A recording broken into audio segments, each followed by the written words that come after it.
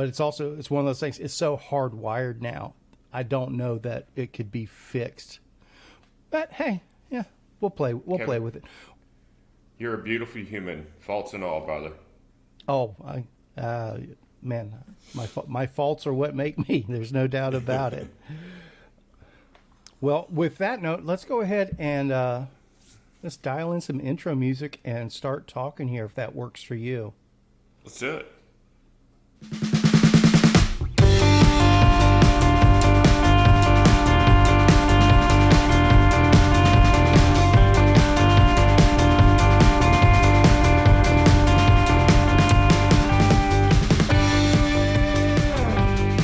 Welcome to another edition of Shiftless. I'm one of your hosts, Kevin Lee, and we're here with the master chef, Brad Green. And I'm going to tell you what are you chuckling at? You calling me a master chef. It's funny. Man, no. Okay. So our expert edition today, we're going to talk to a professional chef and find out how the hell he figures out what he's doing, what makes it work like it. Because good grief, people. I finally got to go to a F.A.M dinner, and it was absolutely astounding, amazing. I mean, make no mistake, I've been eating your food for years. I know you know what you're doing. But man, that was some good stuff. And we're going to do a deep dive on that process today, if you're okay with it. Well, you have no choice. You're going to be okay with it. Well, before we get into that, I have to ask you, I did not get to ask anybody my favorite question that I love to ask after a dinner like that. What was your least favorite of the 9 courses? Well, you know me. I'm going to tell it like it is. I know. That's why I asked. My least favorite was the strawberry rhubarb cream thing. Mm-hmm. That's fair.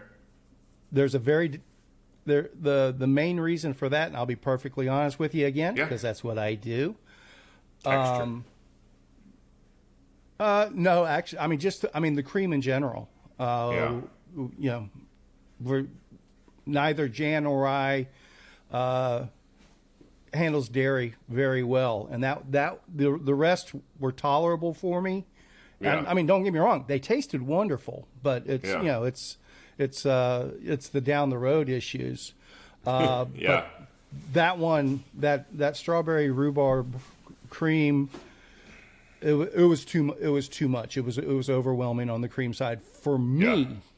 But again, that's a me thing. That's another Kevin shortcoming there. I'm sure everybody else enjoyed the heck out of it. So, what else are your thoughts? What was your favorite course? There we go. I was waiting for that next question. It's like there's got to be a natural follow up to that. Everything else was excellent.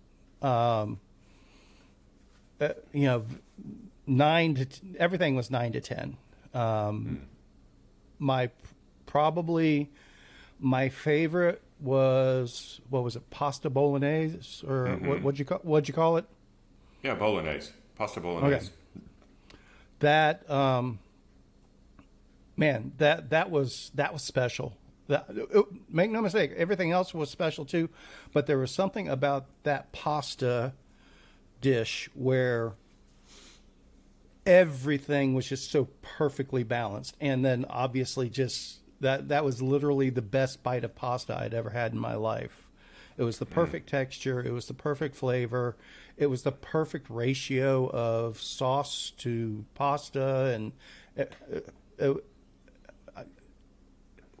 know, usually when you eat stuff like that, something's bright and stands out and you go, well, it's got this in it, obviously. Everything on that dish was so well balanced. It just seamless. I don't know how to explain it. I mean, I'm sure it's right up your alley. You know what I'm getting at there, but I've just it seemed like perfection to me. Well, that comes from it getting cooked 8 hours the previous day, and then cooled and refrigerated, so everything gets to meld.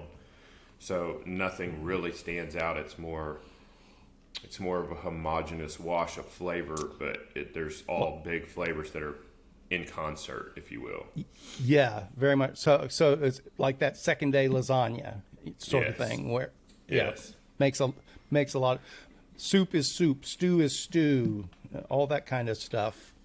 Yeah. Everything that I make that has a big sauce component like that, and even soups, I always make my soups the day before because they have more time to intermingle.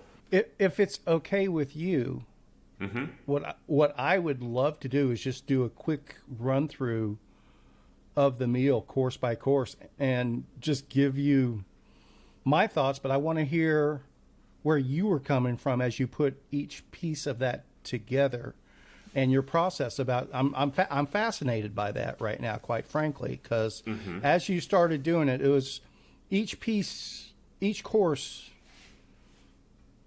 led to the next course, but it's hard to explain. Looking back, it led to it, but the next course that came across was not what I was expecting. Does that make any sense? Yeah, absolutely.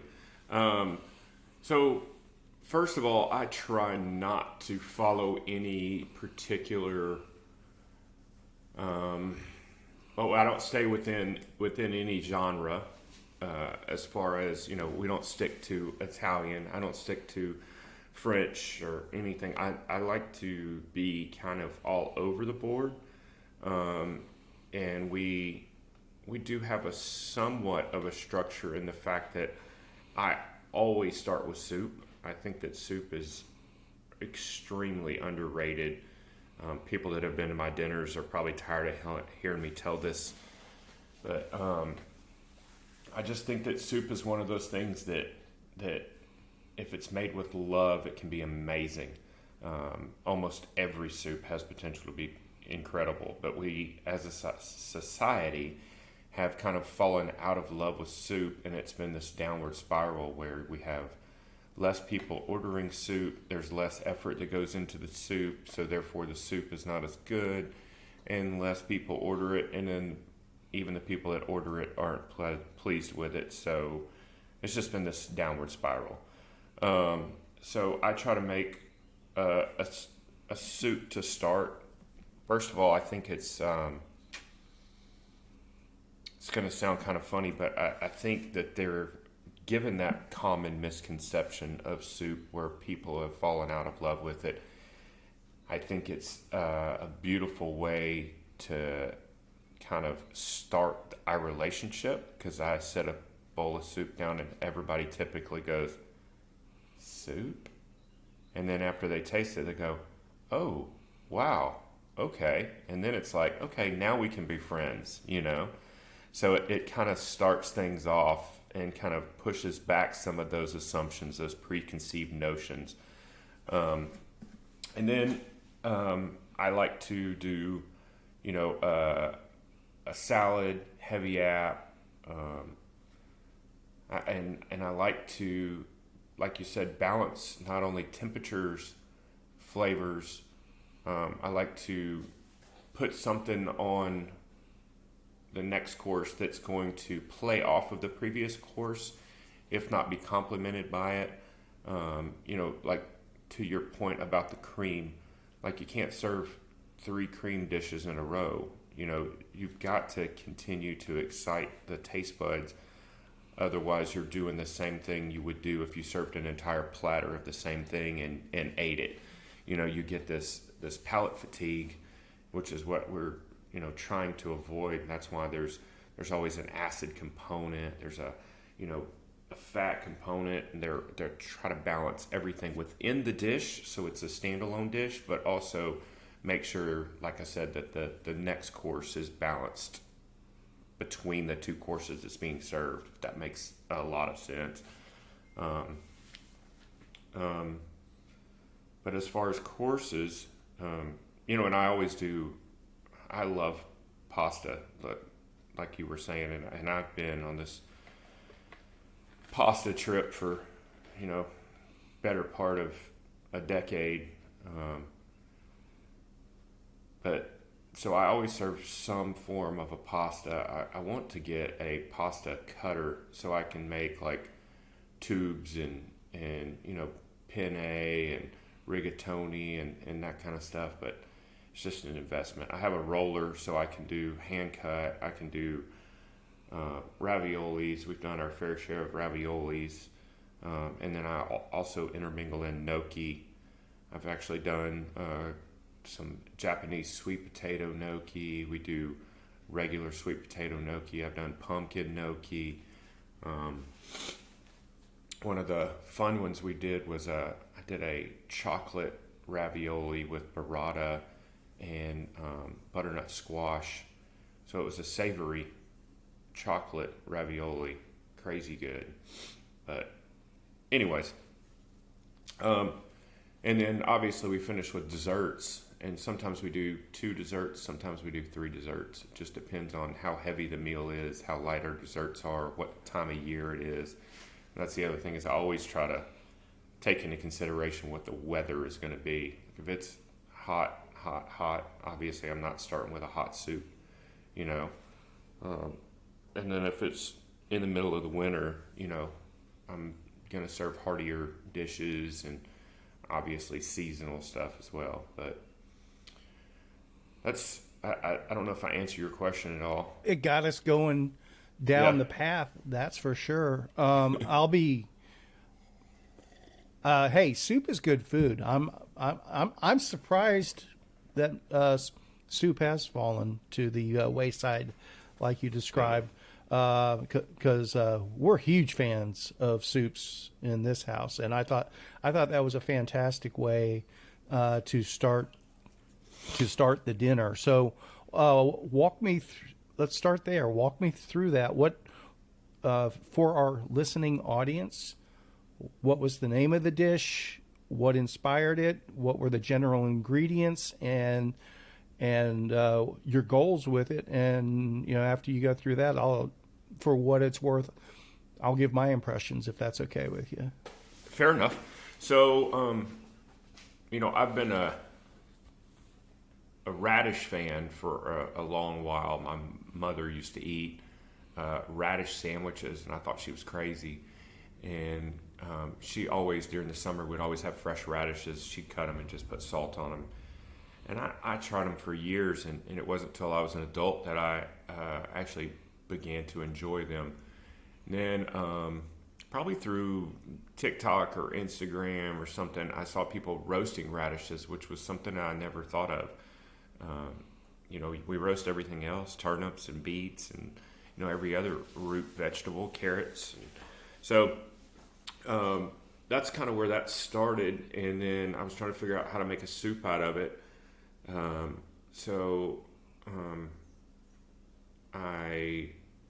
When we make our homemade butter, we reserve our homemade buttermilk. So when I'm roasting the radishes, I do a serrano or 2, depending. I usually do 2, and I may only use 1 depending on how hot they are. But I think it needs a little bit of a heat component, and with the avocado in there, the fat from that really chokes down the heat. So a serrano doesn't go as far as you would think it would. And then it's just lime juice is part of your salt component and your acid component. And then obviously the serrano is part of your pepper component and part of your heat. And then I do green onions for the aromatics, and it's a puree soup, so it's almost like a gazpacho, but it's a little bit thicker because of the avocado. And then it's got some ancho chili powder in it as well. And then we just garnish it with ancho chili powder, a little bit of lime zest just to make that lime pop that's in there. And then 1 thinly sliced radish for a garnish, just to give a nod to that component as well. But I think it works really well. I think it's a very interesting soup. And the other beautiful thing about the way our dinners are structured is nobody knows what they're getting. So I can serve whatever I want for the most part. And it allows us to call audibles if necessary, which we very rarely do. The only thing I ever really change that nobody sees happening is sometimes I'll flip courses. Like we'll be day before and I'll go, I think this course is going to be better at this spot than this course. But for the most part, we don't ever change things. There has been an occasion where I've forgotten. We did buttered chicken one night, and I had roasted chicken skins that I was going to serve as a garnish, as an edible, crunchy component, and totally forgot to put them on there. So that's it for the soup. And then we did a caprese salad. Did a homemade pesto with basil from my basil plant.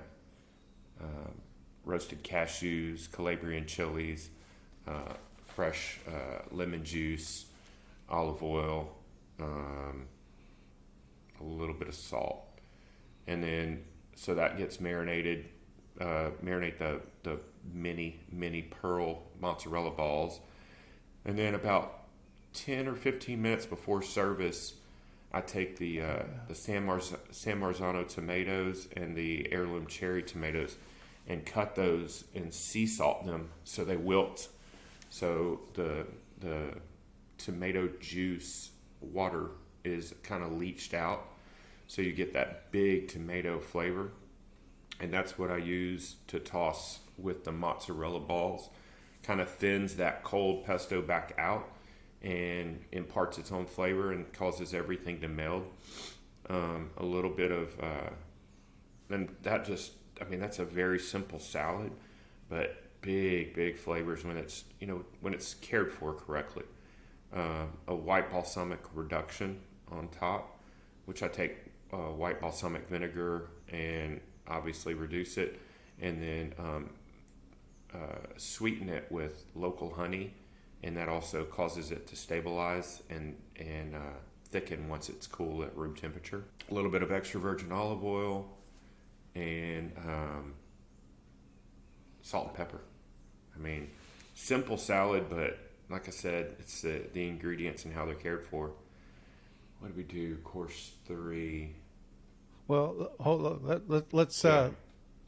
Let's catch my impressions as we walk through each course, and then go to the next, if that's okay. That way, I don't lose track myself, because I'm old. Stuff falls out of my head. But going back to the soup, that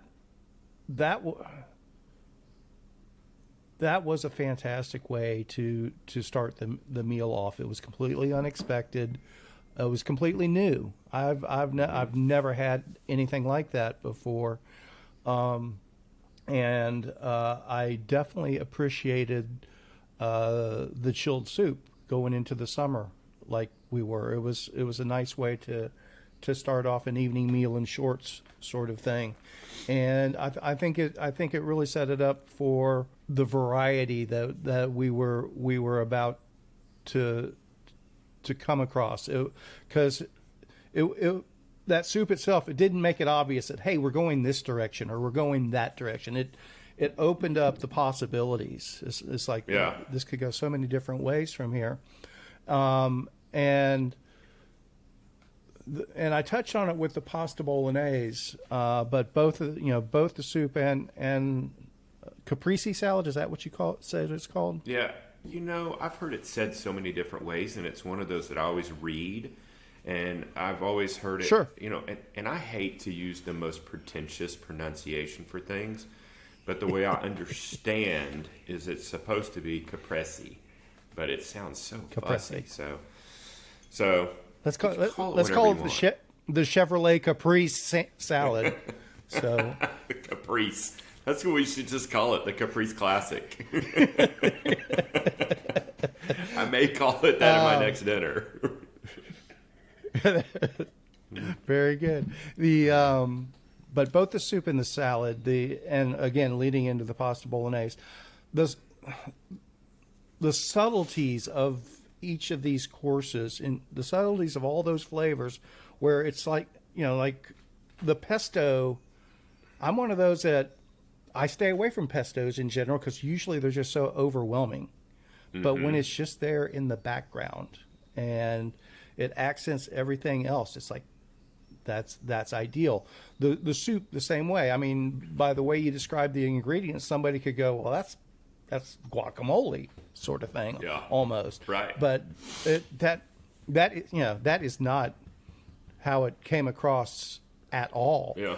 But in turn, looking back on it, when you describe the ingredients like that, it's like, okay, that I was picking up on more of that influence than I realized at the time, but everything blended together so well. Where do you get your mozzarella from?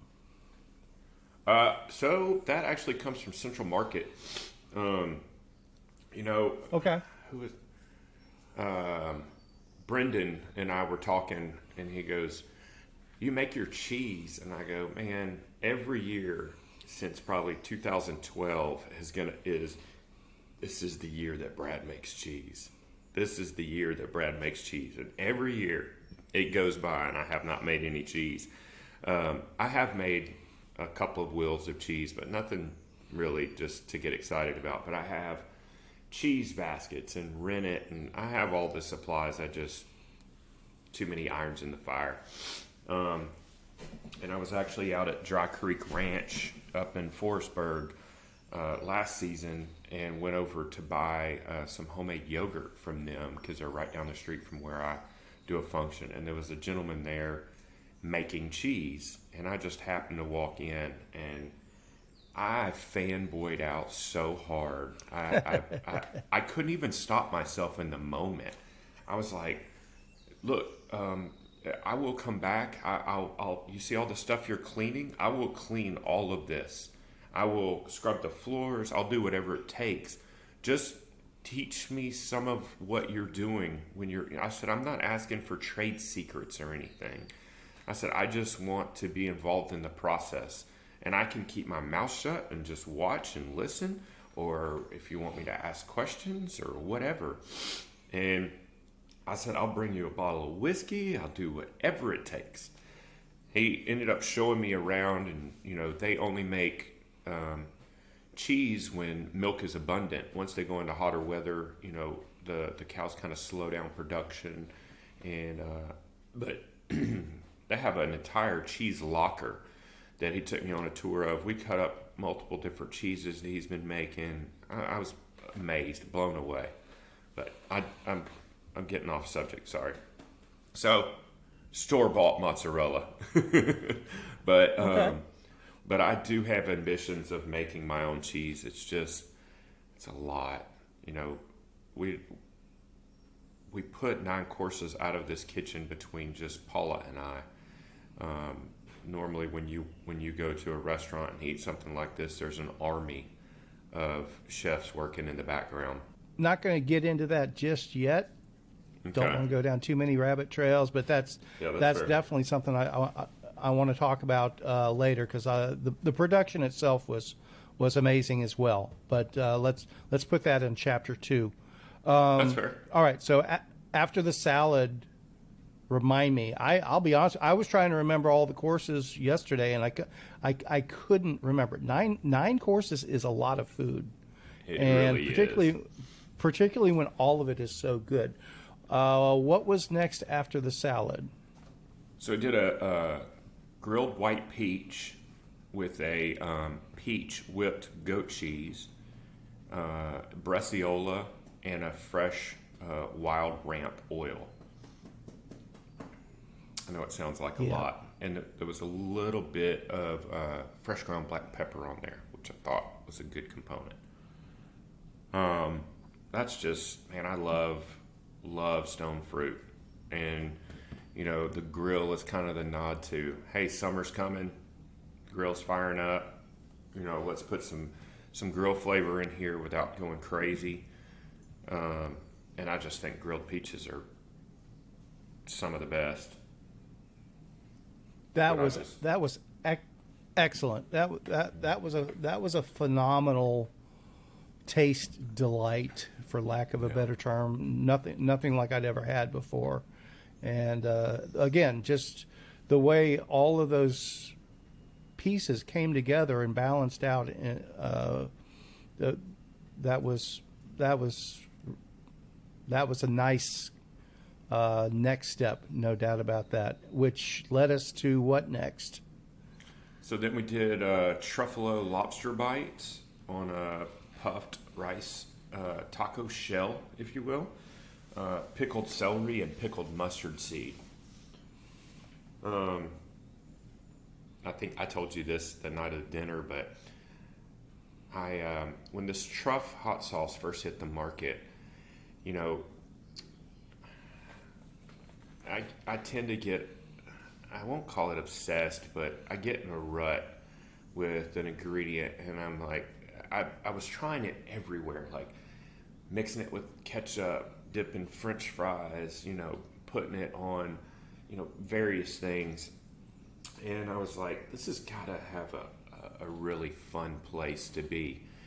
And so I was like, you know, because back when I was a production cook, we would always make large batches of buffalo sauce, like a traditional, what I was led to believe was a traditional buffalo sauce. You know, a red wine reduction, Frank's Red Hot sauce, and then once that comes to a simmer, butter, you know, mounted with butter, and then just a little bit of fresh oregano. So I was like, ooh, I'm going to make a truffalo sauce. And even in the name, I thought, well, this is catchy, you know? And then I was like, well, this doesn't really have a place on wings. I guess they would be good on wings, but I just think that truffle and lobster are such a fun, you know, it's almost a natural, opulent pairing. And then I think it's kind of cheeky to do a buffalo sauce on lobster. You know, it's kind of like bar food, elevated, but still kind of, I don't know, like intentionally tacky. But I think the way this is pulled off is very good, and I think it works really well. And then I do the puffed rice just because I want something that stays in the background, but that still has a texture component and provides a vehicle to get the lobster to your face if you don't want to use a fork, you know. And then the pickled celery is a nod to buffalo wings as well. But also I think that the pickling, you know, obviously there's a vinegar component which brings that acid that breaks up that heat that is in the fat of the buffalo sauce. And then the mustard seed's just there for fun pop and also that acid component, but texture as well. But very simple dish, but so good. So good. I would probably call. I think they're all my second favorite to the pasta bolognese, but this might be second. And this one was the contradiction for me for the rest of it, in that those flavors did pop. They did stand out on this one, but not in an overwhelming way. And the way they stepped after one another, I mean, the pop of the pickling, the pop of the buffalo sauce, and obviously the lobster itself was... How was the lobster prepared? How did you do that? So, day of, I take my lobster tails and cut them and portion, you know, just cut up my lobster into bite-sized pieces. And then right before, well, so every component of this menu is a timing thing, right? So what you guys don't see in the background is, you know, even though soup is a cold soup is pulled 45 minutes before people show up and kept in a container. So it remains cold, but it's not icebox cold, you know, because I don't want to serve it to you, you know, at 35, 38 degrees. You know, I want it to be about 55, 60 degrees. So the lobster is the same thing. We pull it out about an hour ahead of service time because we want to get it to as close to room temperature as possible. About 15 to 20 minutes before it goes in the oven, we spread it out on a single layer of parchment. It gets a very light drizzle of olive oil and a light sprinkling of sea salt. And then it gets blasted in the oven. I run a high temp oven during service most of the time, 400 degrees convection, because we're quick in and out. And then I burn those for about 7 minutes. I check them at 6. I just want them to be translucent or opaque. I'm sorry, my bad. And then also there's a touch, because I know what's going to happen is I'm going to toss them in sauce and they're going to be piled back together. So they're going to cook just a touch more while they're doing that, little carryover cooking, and then straight onto the dish, So about 7 minutes on those little bites, they're about 1 inch by 1 inch. So, but temping them up is the most important thing. Like, we've discussed with so many meats, getting stuff temperature even through before you start heating is key. That one was a really good dish. That every bit of it, that buffalo sauce was outstanding. The pickled, what was it again? Remind me. Mustard seed and celery.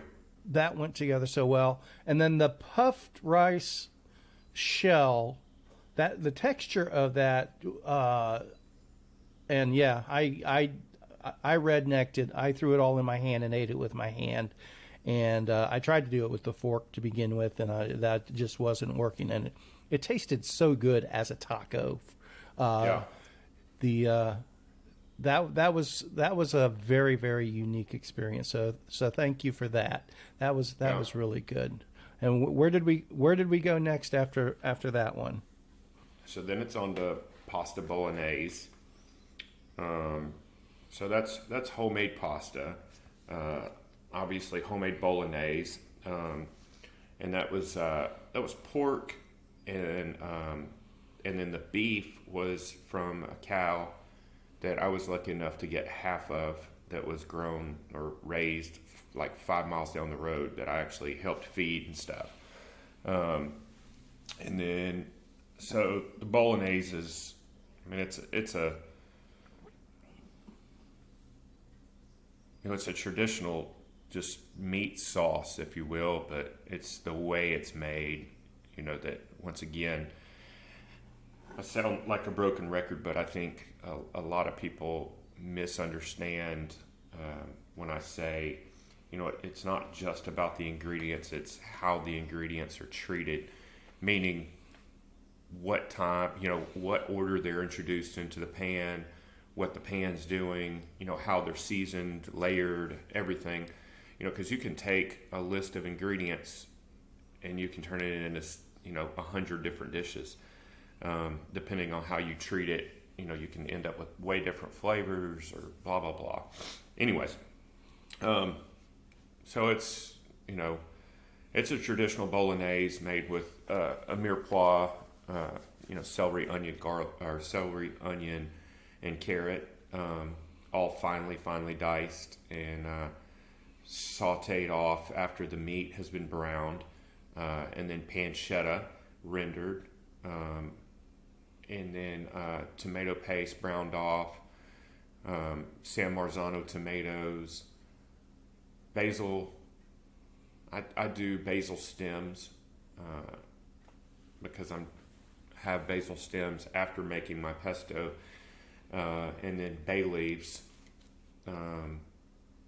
I forgot to glaze them with a little dry white wine. And then before service, when I temp my sauce back up, I put just a little bit of cream in, just to kind of mellow out that acid component and give it a little bit of luxurious kind of mouthfeel, if you will. Very definitely. And then, so it gets plated. I do the traditional, boil the pasta in salted water, strain. Don't strain it too hard so it still has a little bit of moisture on it. Retain just a little bit of my pasta water. The pasta goes in with the sauce. It gets dressed. We serve it, then nap just a little bit of sauce on top. And then we did a 24-month Parmigiano Reggiano, extra virgin olive oil, and fresh ground black pepper. I think that dish screams for a little pepper component just to balance it out. And the 24-month Parmigiano Reggiano is just a nice kind of nutty, you know, I mean, I hate to say cheese, but it just works so well. So, but it's it's a very simple dish, but it's not super simple, you know. It's all about the consideration. And then the next course is miso marinated sea bass, which I could eat as my final meal. It's so good. I'm such a fan. Agreed. That again, that if the bolognese hadn't been there, because I'm a fish guy, I'm a seafood guy. So anytime anything like that's put on my plate and put together with that much affection, that much love, that much consideration, it just absolutely wows me. But I'm going on and on already. But walk us through it. Walk us through it. What was your dish? Where did you source the fish? What else? How did it all come together? And is this something you do? Is this a regular for you, or was this something a new combination of things?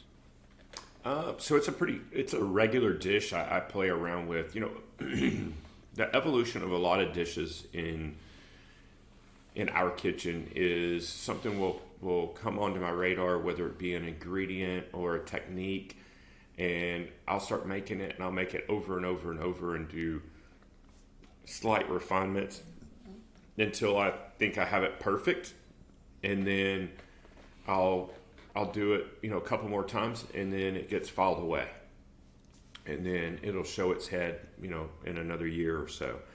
And I have, not being hyperbolic, but like thousands of dishes like that. But the miso marinated is so Nobu is one of his signature dishes, and I had a rendition of it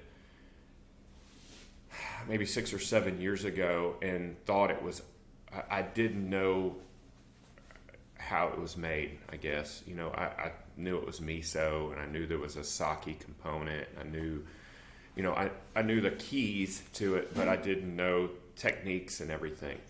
So with the, you know, TikTok and Instagram community, Reels and all that, there was a trend, you know, much like the pasta dish where people were putting a block of feta and tomatoes and stuff and roasting it all together and then mixing pasta in.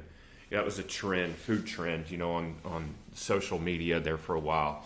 Well, the sea bass was one that popped up on my reels a bunch of times too.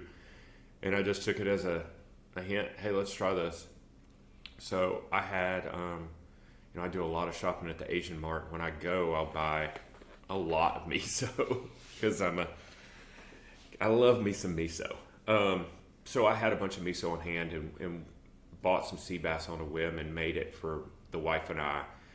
And she is equally passionate about it like I am. She's like, I could eat this every meal if you let me. So we started making it. I make a miso marinade. It's miso, mirin, just a drizzle of rice wine vinegar because you don't want to cook the fish, and a little bit of decent sake. And then, so the fish, I portion the fish and then rub it down with the miso and then vacuum seal it. And so effectively when you vacuum seal it, it pulls it into the flesh of the fish a little bit more. and then marinate it for 24 hours. Pull it out, and I don't mess with it at all. I temp it up, once again, room temperature, and then foil, and it goes into a high heat oven. Once again, I'm usually burning 400 degrees convection. That's also the reason that fish has to be temped through and through.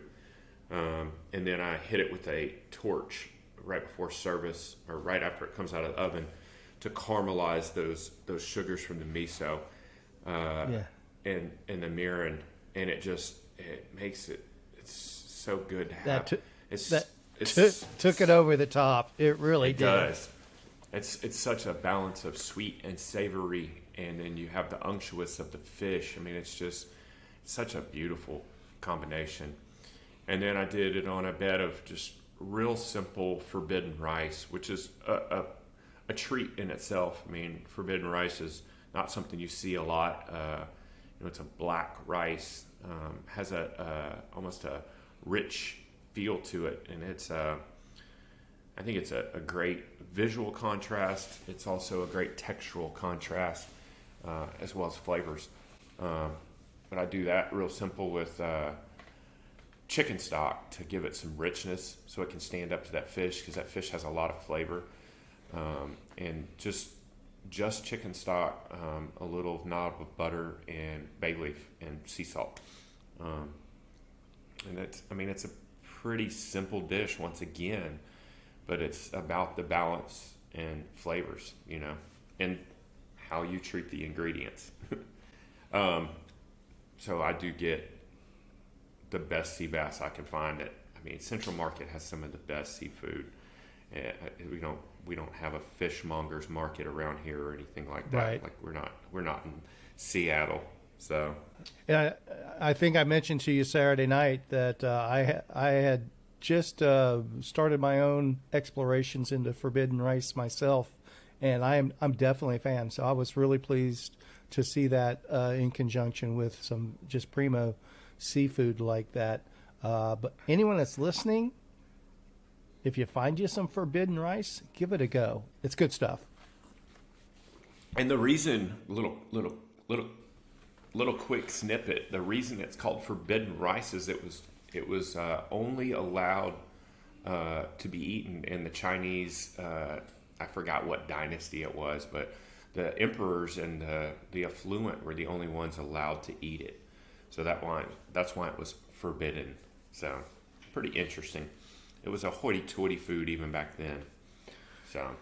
And it deserves to be. If anyone's wondering, I'll just give the quick synopsis of it. It's just it's completely different texture, completely different flavor. Don't think of rice. Think more of like almost a nutty quinoa couscous mix in a way. Yeah, it's really good stuff. Yeah, Go ahead. Not. What was next? Next was a lemon poppy seed parfait. So we went into desserts, but I consider this a lighter dessert. So I took extra virgin olive oil, and I peeled, and when I say peel, that's not the right word, but using a peeler, I peeled off large swaths of zest from 3 different lemons. And no pith, just peel, zest, if you will, and then simmered that in the olive oil until they kind of mingled all their oils with the olive oil to effectively make a lemon oil. And then I sweetened it with some demura sugar, so it's just not acidic and fat, and then strained out the zest and everything, and then refrigerated it or cooled it, and then refrigerated it till it was like a syrup. And then took my egg whites that were reserved from my pasta making, because I only use the yolks. Well, no, on that pasta I used yolks and whites.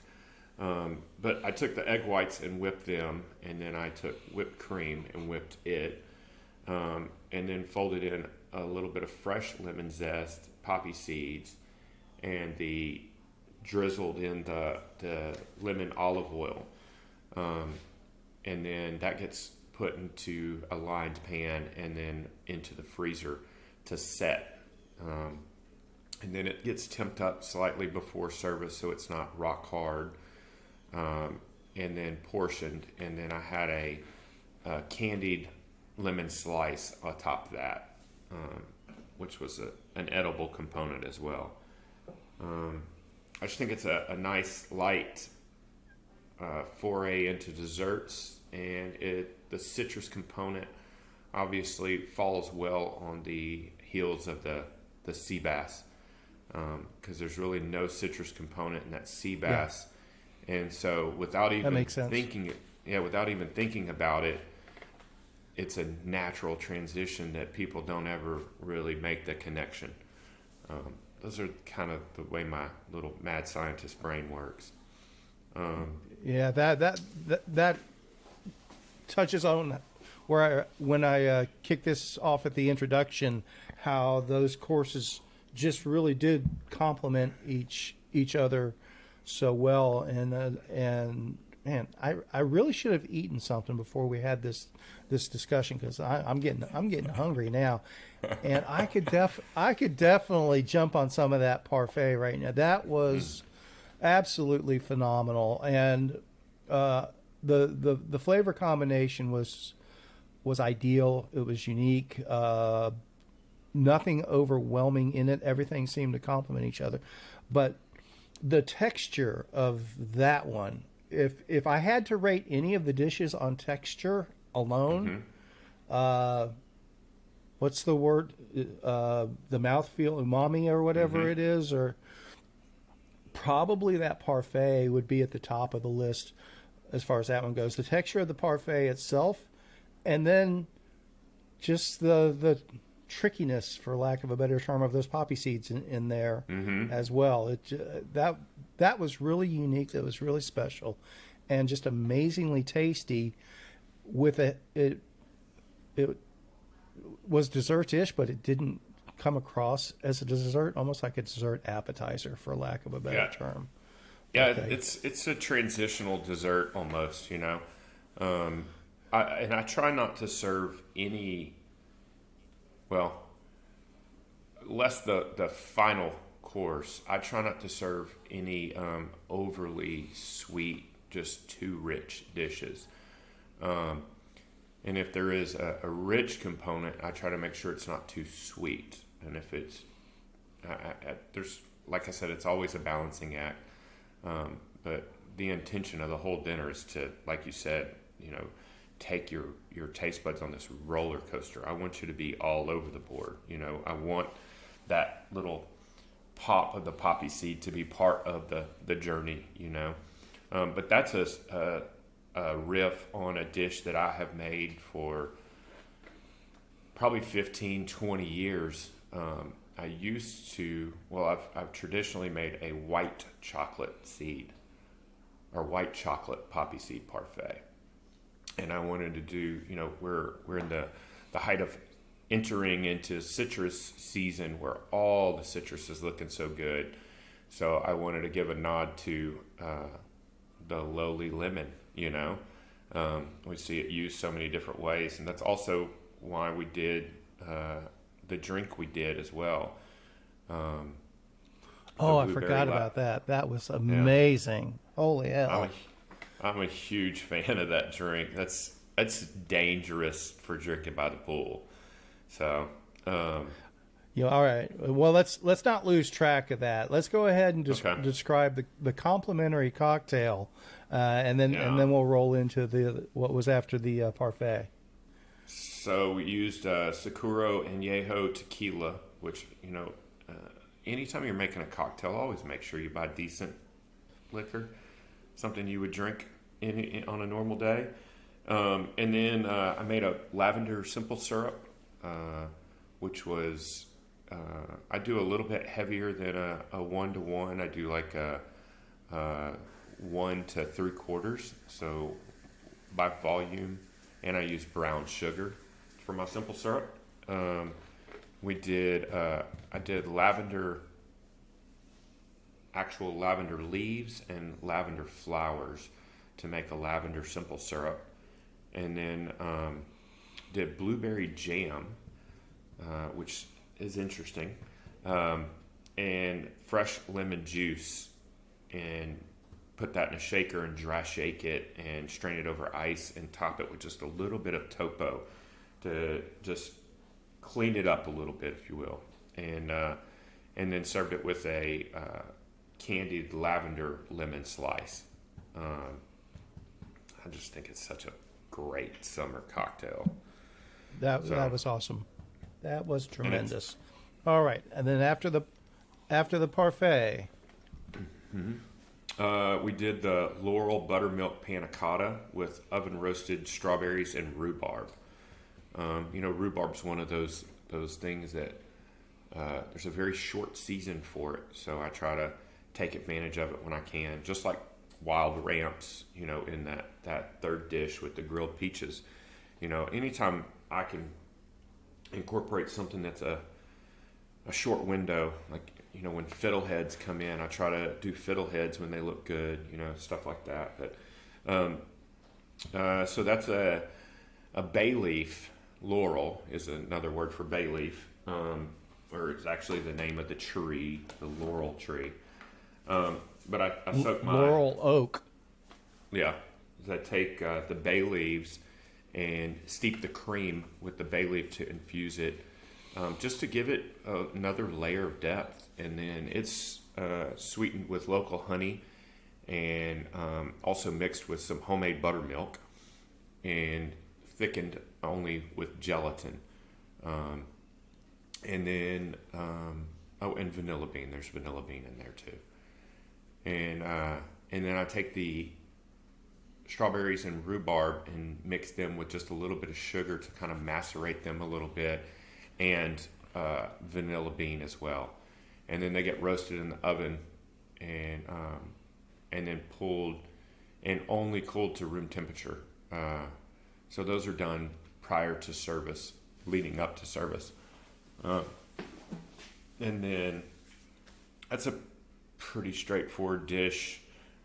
It's almost like a creme brulee, but it's not thickened with egg, so it doesn't have that kind of custardy flavor, although it has a silkier custardy texture. But that was your least favorite dish, so. But it was also which does not imply it was bad. But it's also course 8. It's course 8, and was followed by course 9. Yeah. Which that can knock down anything that's got a hint of sweet. Please, tell us about course 9. Well, the other thing before we move on to that, I always tell everybody, if you want to pass up a course entirely, it doesn't hurt my feelings. There's 9 courses. You do not have to like them all. The only thing I ever ask is taste it.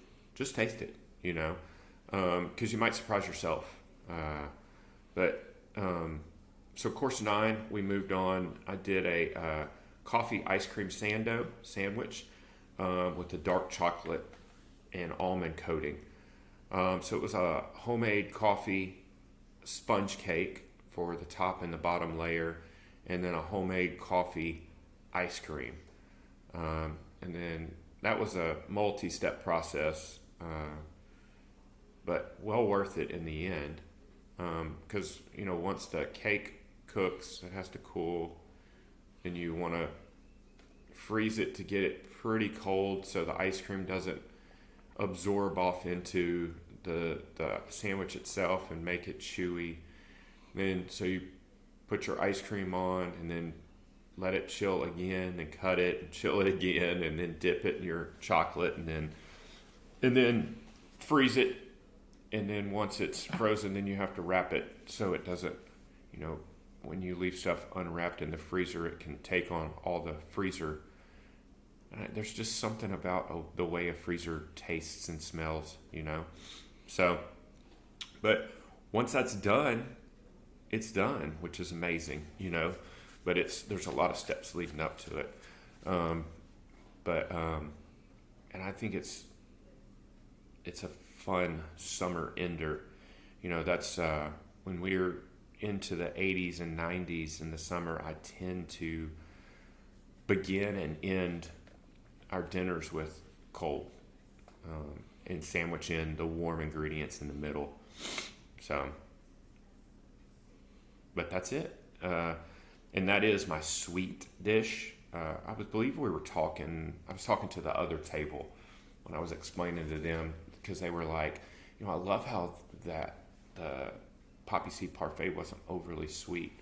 And I said, yeah, because we still have 2 more courses. I said, a lot of people don't realize this, but when you eat something that's overly sweet, it sends a signal to your brain that it's getting satiated, and it kind of shuts down your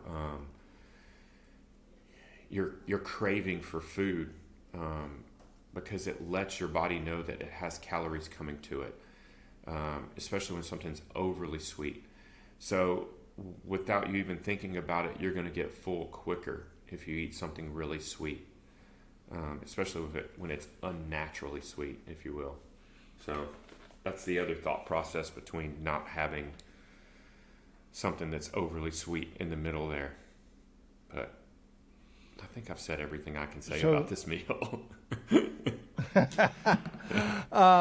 Well, walk me through this on your process on the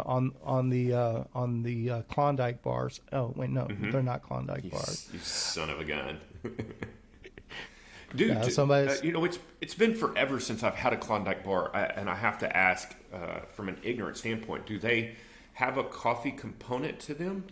I honestly don't know that I've had a Klondike bar in 20 years. So somebody just made that joke the other night, and I was just bringing it back into the equation. Oh, it was definitely funny. And it's funny because Klondike bar had a resurgence campaign. Probably, I remember like maybe 7 or 8 years ago, where I just started seeing commercials and ad campaigns everywhere. And it was just, it came out of nowhere and just kind of receded back into the bushes, you know? So.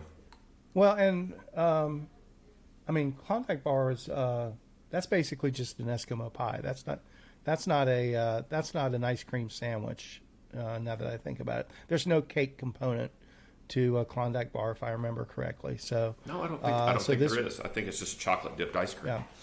Yeah, just chocolate dip. So when you were talking about freezing, do you freeze each dessert individually, or how? Because there's like a drizzle on the plate, and the chocolate cover was on the plate. So is each, and that was frozen or chilled, or how did that? They're portioned and dipped individually, and then put onto wax paper, and frozen, you know, in the bite-sized, portion-sized piece. And then once the chocolate sets, then they're wrapped. So, and then the poppy seed parfait.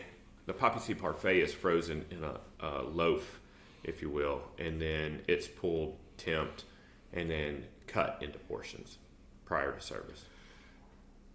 I would love to have another go at the poppy seed parfait and make myself have a little bit of patience for it to temp and thaw properly, so that I couldn't help myself. I had to dig in before letting it sit for a minute or so. Yeah, but yeah, I'd like to do that one correctly on the front end as well.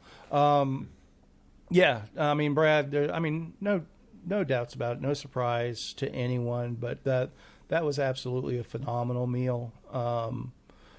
I expected stupendous, and it went beyond my expectations. So bravo to you and your family for putting together a fantastic show like that. Well, I'm humbled by your compliments. It's so much fun that it almost doesn't seem like work. And, when everybody has such a good time, there's the side that nobody sees is, from our side, you know, where people show up, everybody's kind of reserved. Then, the chatter, the level gradually rises. People get more comfortable. And then every dish, it kind of resets. Because when you set the food down, people stop. Then the banter starts again. And it seems to start back almost at the level with which it quit before the course was delivered. So throughout the night, the decibel level just raises, the excitement level raises. Obviously, people are drinking wine, and, or whatever they're drinking, and so the I don't know, the candor just gets there begins to be like this little dull roar, and it just excites my heart so much because everybody is here doing the same thing, having a great time, enjoying good food, and just it's such a great environment, and I feel like privileged to be at the helm of that, So and the thing is, now this is our 4th year doing this, and I just feel like we're getting better and better and better.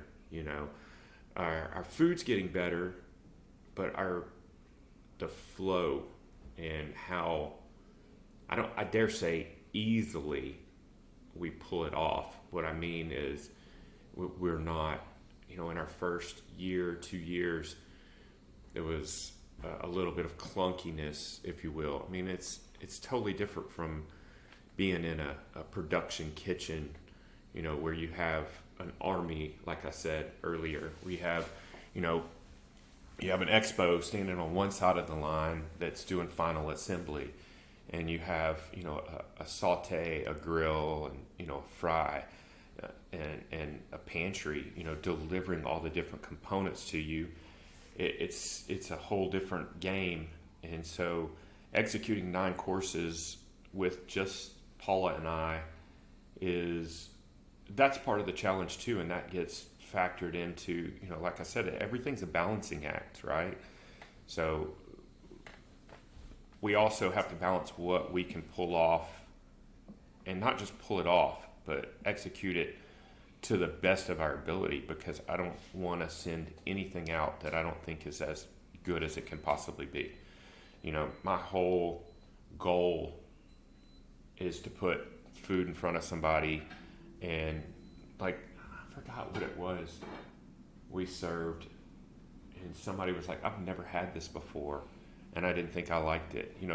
That's happened numerous times, but recently I forgot what it was. I did a salmon at a retreat, and the girl was like, I've never had salmon before. I was blown away by that, but and she goes, Sure. I love it. And it was also humbling because everybody at the table immediately said, well, girl, it's all downhill from here because you've just had the best piece of salmon you're ever going to have. And I was like, y'all are too nice. But yeah, don't think you're going to like salmon at Denny's now just because you like this salmon, But it's awesome also for me to get to spend time in the kitchen with my wife, because we cut up, we dance, we listen to music, and we have such a good time leading up to dinner. And we have our own set of rituals that lead up to dinner. We have, like in most, high-end kitchens, you have staff meal before dinner service, and we make it a point to sit down and eat before we serve everybody, so we're not, hungry serving everybody all this awesome food, because we don't get a chance to do much of anything during dinner service. I don't get a chance to take pictures. I could probably. It's just my brain is occupied with other things, and when we're doing these dinners, I'm looking at my menu and I'm 3 or 4 courses ahead, making sure that the oven's right, that everything's temped, that I've got all my components located. I'm not scrambling around looking for something. You know, there's so many little things that have to be orchestrated in order for our dinner to go as seamless as they do go. And like I said, it's been a learning curve, but I think we've refined so many things, and we've made so many small tweaks that, you know, in retrospect seem like no-brainers, you know, and we're like, why weren't we doing this before? And I'm sure, just like Spinistry was with you, you know, in the beginning, there's so many things that you didn't think of, or you didn't think would work, and then once you implement them, you're like, should have been doing this, you know, or should not have been doing this. Why were we doing this, or whatever the case is, you know? It's a learning curve, and when you get to that point where things are working so much better, you're like, man, this is such a happy place, you know, or you have the right people in the right place, or, you know, whatever it is. It's just so much more rewarding.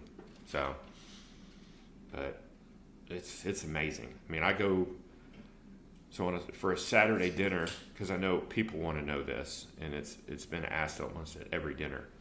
But for a Saturday dinner today, Wednesday, I will refine my menu.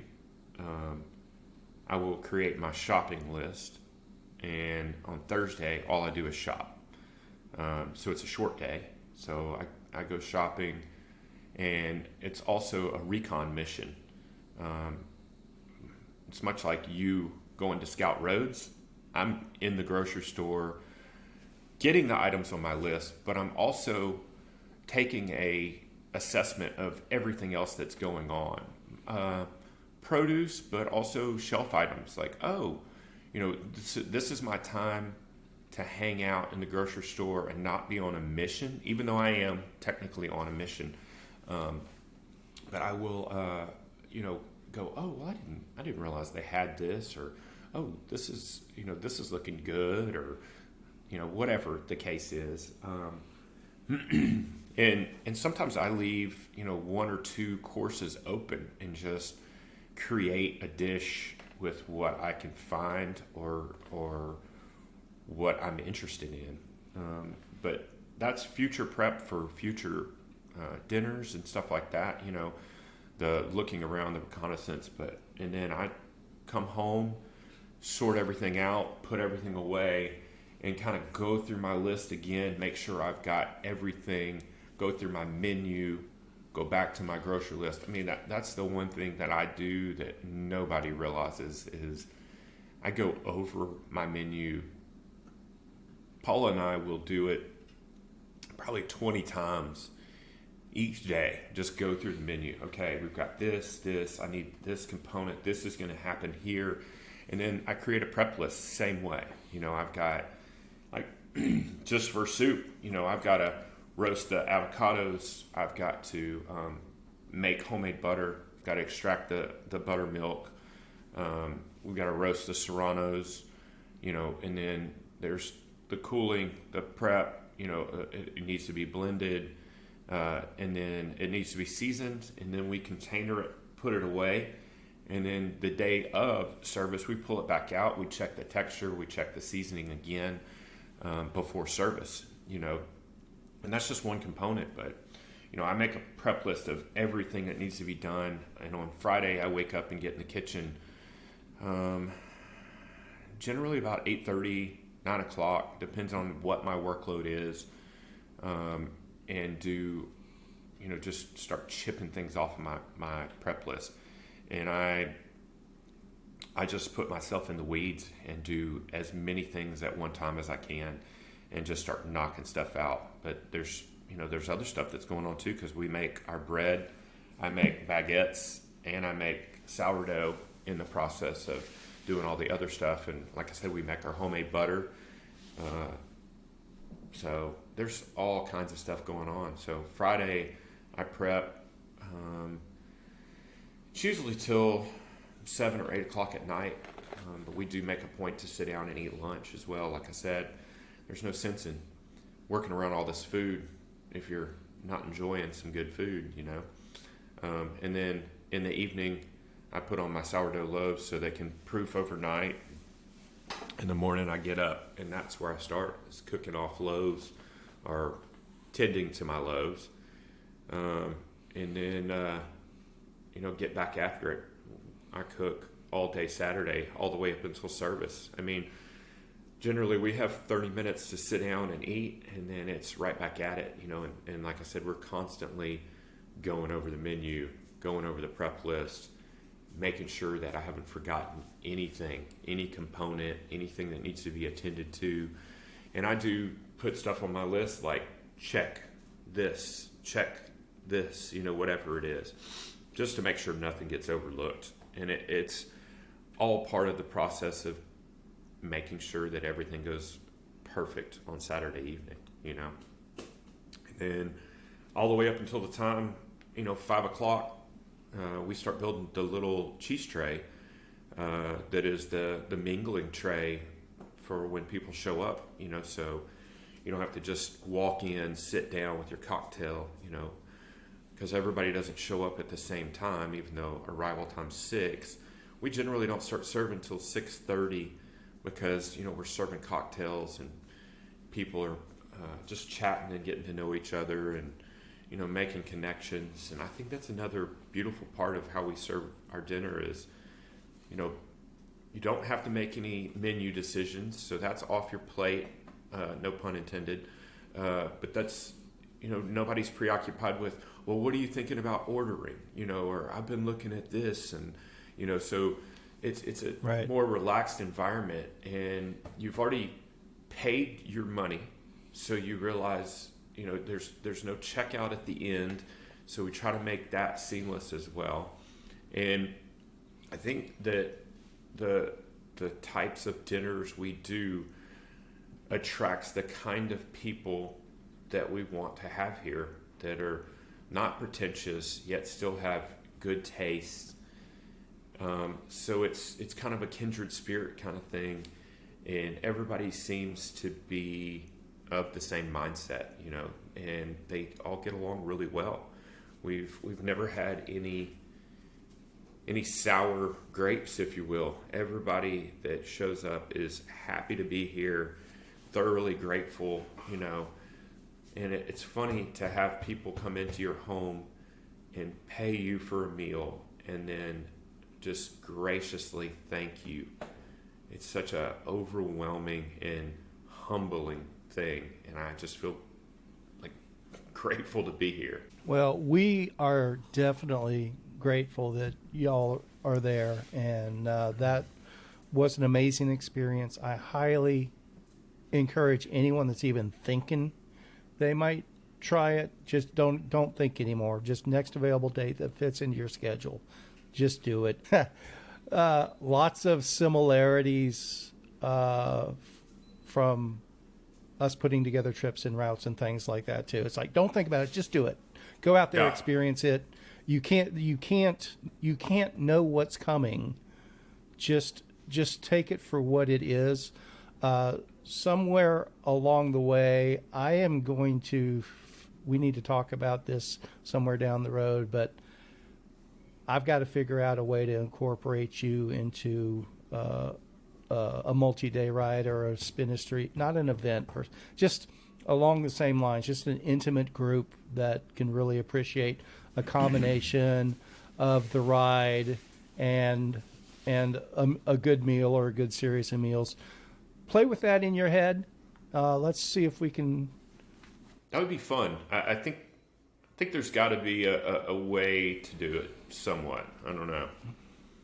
I don't either. I don't know what that is yet, and I don't need to know what it is yet. Yeah. The pieces will come together somewhere down the road. That makes sense. Firmly believe that. Okay. All right, buddy. Appreciate it. That was fantastic. Give your entire family our love. We're looking forward to doing it again, and just David. Okay. Just David. Thanks for taking the time to talk about this. I honestly had no clue when we signed on this morning that we were going to talk about my dinner. I had honestly forgot about it. because I'm on to the next. But my weekend was a blur. We we put out a sheet. Trust me, I get that. You may have forgotten it. I didn't mean it like that. This is no. I know exactly what you mean. Trust me. I get exactly where you're coming from there. And this is why I want to say what I'm going to say here. I'm never going to forget this. That is a night that I'll remember for the rest of my life. So thank you very much. Thank you, buddy. All right. Love you, man. Later. Love you, brother. Have a good one.